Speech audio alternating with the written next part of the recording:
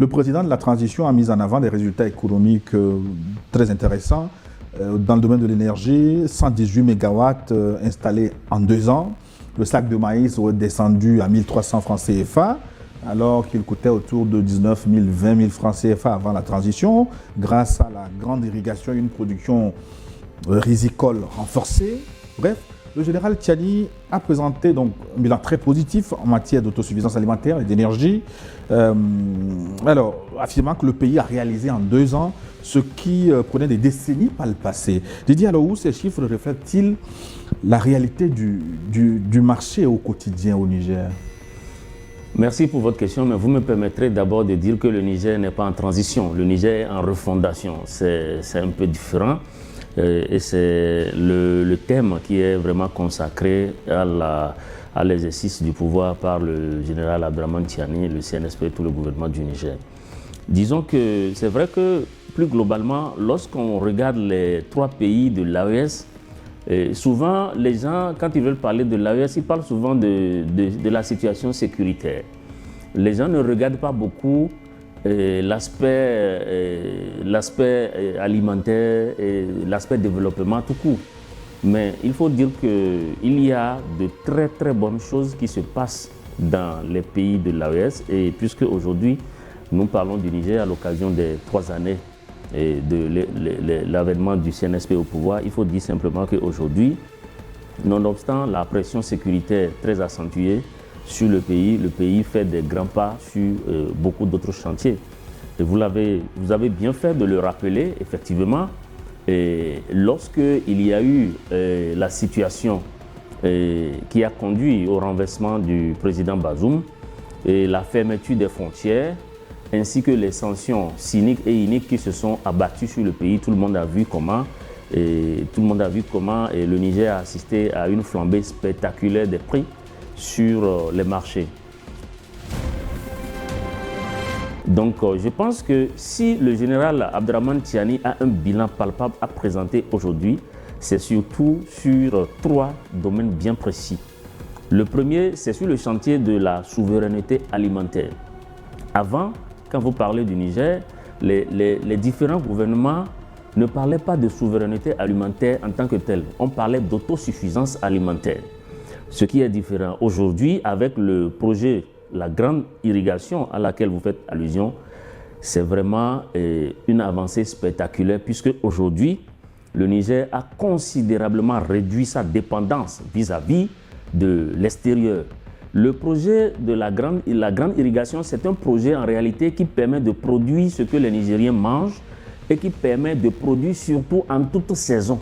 Parce que c'est ça l'avantage de la grande irrigation. Puisque pendant longtemps, les gens attendaient que la pluie tombe. Les gens attendaient les saisons pluvieuses pour pouvoir produire. Mais avec la grande irrigation, vraiment, la production a été structurée, y compris même dans les régions les plus sèches du pays. Ce qui fait que, sinon avant, la production se faisait dans toutes les régions, mais la production à grande ampleur, c'est vraiment dans la zone du Dendi, Gaïa, Dosso, un peu vers la partie béninoise. Ensuite, à Difa, un peu à cause justement du lac Tchad, vers donc, le Tchad. Mais aujourd'hui, c'est vraiment tout le pays, c'est tout le Niger qui produit. Et grâce justement à ce projet. Donc ceci est une avancée puisque cela a permis déjà de réduire considérablement la dépendance du pays, de réduire également les prix sur les marchés. Et vous avez dit que j'ai beaucoup fait le Niger, ce n'est pas faux, mais je rappelle qu'il y a précisément en mai dernier, j'ai encore fait un tour à Niamey et je suis allé moi-même vérifier par moi-même sur les marchés et j'ai constaté que tous les produits céréaliers qui sont consommés par les Nigériens sont vraiment disponibles aujourd'hui et à un prix vraiment très très compétitif, un prix très réduit par rapport au moment où le Niger importait pratiquement tout. Le deuxième volet, ce qui a permis au Niger, le deuxième volet que le général Abdraman Tiani a mis en avant et qui est une réalité, c'est dans le secteur de l'énergie. Vous savez que lorsqu'il y a eu le renversement du président Bazoum, la réaction de la CEDEAO, la réaction du Nigeria a été de couper complètement l'électricité. C'était vraiment très très difficile. Il fallait être à Niamey pour vivre ce grand cauchemar où vous pouvez passer plus d'une demi-journée sans électricité. Donc c'était vraiment du jamais vu dans le pays. Mais comme on dit, à quelque chose malheur est bon, parce que c'est une situation qui a permis au Niger de prendre conscience et de multiplier donc, les actions et les projets pour pouvoir vraiment réduire complètement sa dépendance. Je ne sais pas à quel pourcentage le Niger dépend encore aujourd'hui du Nigeria, parlant d'énergie, mais je sais que c'est très très réduit et j'ai suivi récemment une sortie du ministre des Affaires étrangères qui a vraiment précisé, il a dit que vraiment aujourd'hui le Niger ne prend plus du tout de l'électricité auprès donc du Nigeria et je crois que ceci c'est un exemple extraordinaire. Comme pour dire qu'en réalité, nos faiblesses, nous pouvons les transformer plutôt en occasion formidable pour innover et pour atteindre des objectifs que beaucoup pensent inatteignables. On se rappelle de la fameuse déclaration de l'ancien premier ministre du Niger, Oumoudou, au moment où justement le gouvernement du président Bazoum a été renversé. Tout le monde a vu ce qu'il a dit, que le Niger ne peut vraiment pas survivre au-delà de 2 mois. Donc nous en sommes à 3 ans après aujourd'hui et je pense que pour un premier ministre qui dit des choses comme ça, et quelque part c'est bien fait que le général ait renversé vraiment leur gouvernement. Et je crois que le troisième pilier du bilan du président Bazoum, c'est vraiment la refondation du code minier. C'est la refondation du code minier puisque aujourd'hui le Niger est devenu beaucoup plus autonome, a plus de capacité sur ses mines, que ce soit l'uranium, que ce soit l'or, que ce soit le pétrole. Aujourd'hui, la Chine est en train donc est en partenariat avec le Niger et c'est la Chine qui exploite justement la raffinerie, qui a implanté la raffinerie et le Niger qui a découvert également d'autres puits. Et comment la classe politique traditionnelle au Niger et la société civile se positionnent-elles face à cette trajectoire tracée par le CNSP? La réponse à votre question se trouve dans la charte de la refondation. Les gens pensent souvent, ceux qui ne comprennent pas comment l'AES fonctionne, pensent souvent qu'au Niger, le pouvoir du général Tchiani n'a pas une base juridique profonde.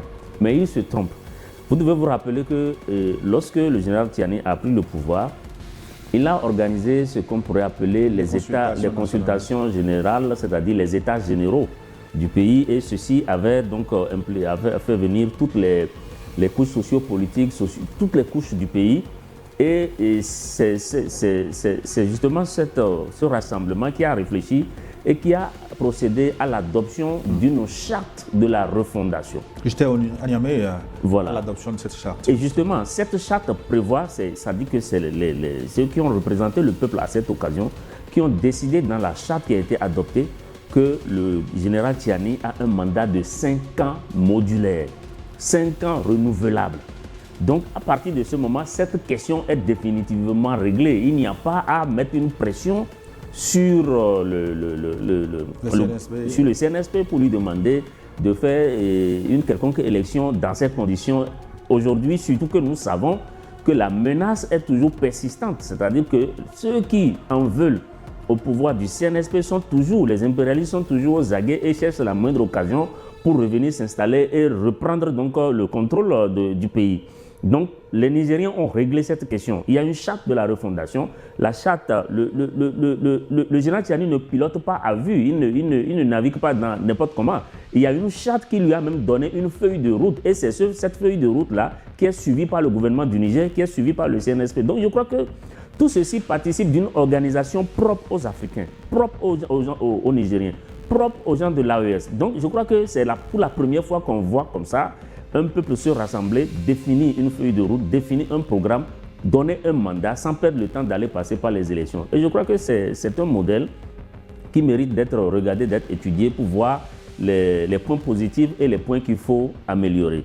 Donc je crois que cette question est définitivement réglée. Pour ce qui concerne la classe politique et la société civile, si vous observez bien le paysage médiatique du Niger, vous allez constater que la société civile nigérienne a pris conscience et soutient pleinement les actions du président Tchiani. Ça ne veut pas dire qu'il n'y a pas de critique. Non, la société civile nigérienne critique, mais ce sont des critiques qui sont vraiment des critiques contributives, des critiques qui apportent justement des idées nouvelles pour permettre d'améliorer le type de gouvernance. Pour ce qui concerne les hommes politiques, je crois qu'aujourd'hui, vous savez que tous les partis politiques ont été dissous et les acteurs sont invités à participer pleinement, à soutenir donc, la refondation tout simplement.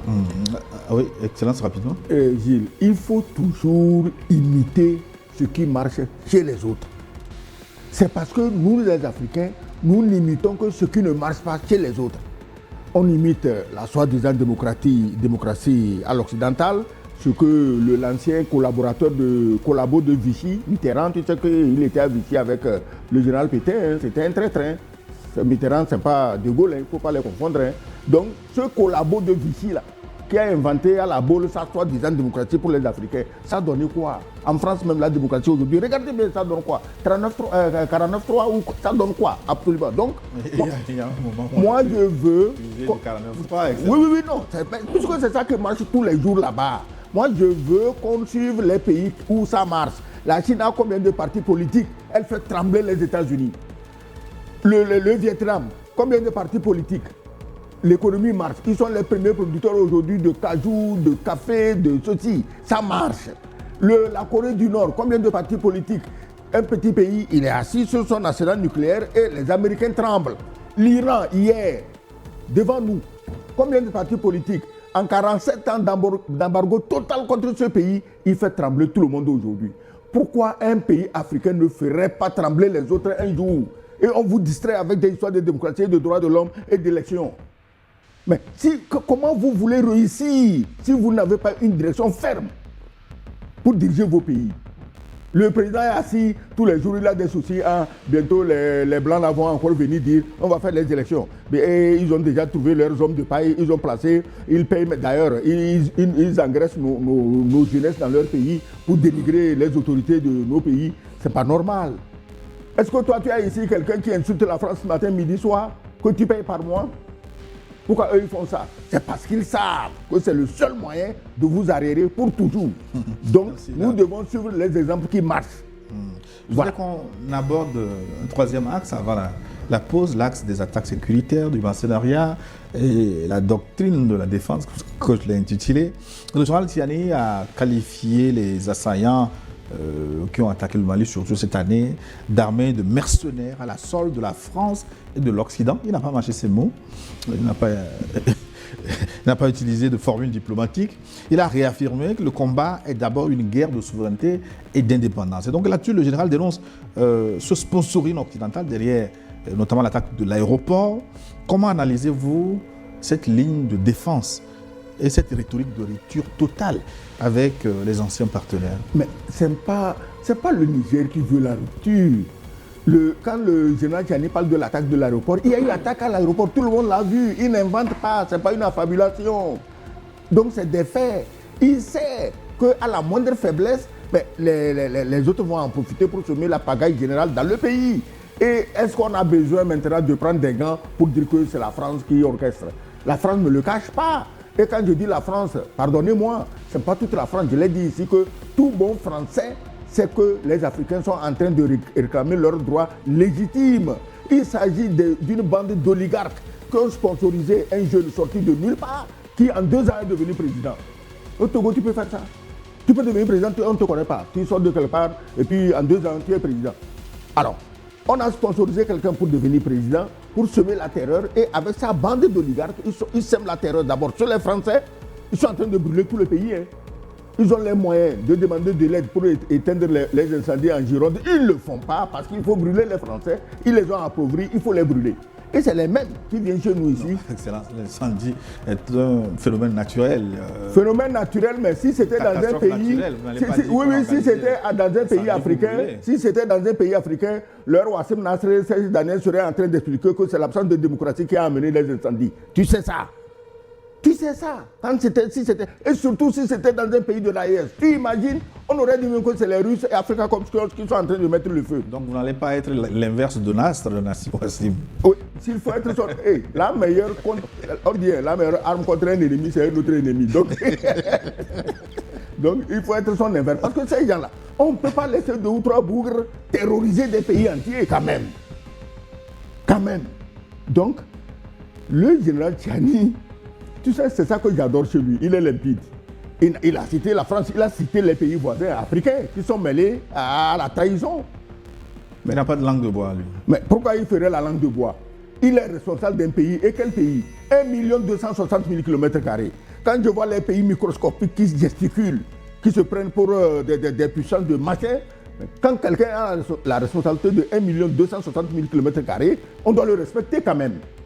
Alors, pourquoi il prendra des gants pour parler? Les pays voisins qui mêlent leur sale gueule dans la trahison pour tuer leurs frères noirs, leur territoire ne font même pas un département du Niger. Pourquoi ils devaient se taire? Il faut mettre chacun devant sa responsabilité. Didier Alaou. Oui, et quand on dit que le terrorisme a des sponsors et que le terrorisme est sponsorisé par la France et les pays occidentaux, comme l'a précisé le général, les gens pensent souvent que c'est des histoires que les gens racontent, mais ce n'est pas vrai. C'est établi et c'est documenté que les Occidentaux et la France cherchent à déstabiliser les régimes de l'AES pour reprendre le contrôle de leurs ressources naturelles. Ça, ce n'est pas faux. Il y a un agent de la DGSE, au moment où l'ambassadeur Sylvain Ité a été chassé du Niger, qui est monté sur un plateau bien connu d'un média français pour dire clairement à la face du monde, eh bien maintenant que notre ambassadeur n'est plus au Niger, il a quitté, c'est le moment pour nous de monter des opérations de sabotage et de déstabilisation. C'est un agent de la DGSE qui est venu dire ça publiquement sur un média français. Donc quand on dit que les Français, les impérialistes sont toujours aux aguets et ne cherchent qu'une seule chose, déstabiliser l'AES pour reprendre le contrôle de ces ressources, ce n'est pas des histoires qu'on raconte, c'est des faits, c'est établi et c'est même documenté. Et il n'y a qu'à voir ce que la France est en train de devenir aujourd'hui depuis que les 3 pays de l'AES ont révisé leur code minier. Vous savez que la France aujourd'hui n'a plus de souveraineté sur l'uranium, cette denrée dont les grandes puissances ont besoin aujourd'hui pour le nucléaire civil et même le nucléaire militaire pour fabriquer les bombes, les munitions, etc., les explosifs. Donc vraiment, quand vous voyez un peu comment le Niger a repris donc ses mines, vous ne pouvez pas imaginer quand même que cela fasse plaisir à ceux qui l'exploitaient à moindre coût et presque gratuitement en laissant donc les pays sur le carreau. Donc c'est une réalité. Encore une fois, je l'affirme, ce n'est pas une vue d'esprit que de dire que l'AES a des ennemis qui rôdent et qui veulent la déstabiliser. J'ai un chapitre qu'on ne pourra pas aborder dans la première partie, c'est la diplomatie régionale avec le dossier du Bénin. Je promets y revenir dans la seconde partie. Pour conclure la première, Excellence, en une phrase, quel est le défi majeur qui attend le pouvoir de refondation au Niger pour l'année à venir selon vous? Le défi majeur s'appelle le terrorisme français. Il faut le combattre, c'est tout. Comme ils le font déjà? Oui, il faut renforcer la lutte contre le terrorisme français dans le Sahel. C'est tout. Le terrorisme français est épaulé par les nazis ukrainiens. C'est ça qu'il faut. Est-ce que l'Ukraine a assez d'énergie encore? Oui, quand il s'agit de tuer les Noirs, tu sais, un nazi, c'est un nazi. Quand il s'agit de tuer les Noirs, ils en ont. Voilà. Didier? Non, je pense que le défi principal, c'est vraiment de continuer à développer le pays, de continuer à générer des impacts positifs pour le développement, tout en faisant face continuellement aux défis sécuritaires. Et sur les 3 ans, vous estimez que le péril a reculé? Le péril est en train de reculer si ce n'est vraiment la pression sécuritaire qui ne cesse. Chaque jour, il y a toujours des tentatives, il y a des attentats. Comme la dernière attaque de Ngigmi? De Ngigmi, par exemple. Donc, l'armée est tombée dans une embuscade avec 17 personnes. Oui, donc il y a trop de pression, ce qui fait qu'on peut ne pas percevoir vraiment le travail que les pouvoirs de l'AES sont en train de faire, mais c'est à cause de la pression accentuée de tous les jours. Sinon, l'armée unifiée est en train de faire un travail très très formidable.